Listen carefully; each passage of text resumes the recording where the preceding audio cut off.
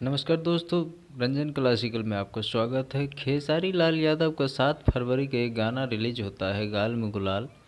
उस गाने का प्रमोशन बहुत सारे लोग किया और वो गाना जो है नया चैनल पे डाला हुआ था। पवन पांडे एक चैनल खोला था, वो चैनल पे रिलीज हुआ था वो गाना 7 फरवरी को।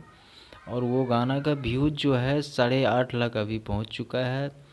और ये सब साजिश किया हुआ जो है बात है। ये इतना ब्लॉकबस्टर गाना जो है न्यूज़ चैनल पे डाला गया।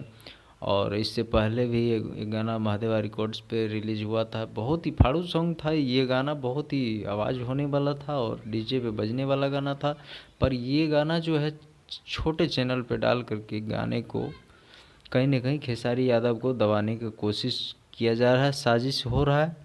और मैं उस दर्शकों से कहना चाहूँगा कि भाई चाहे जितना जोर लगा लो, खेसारी लाल यादव दबने वाला इंसान नहीं है, क्योंकि उसका मेहनत और बहुत ही काम आता है।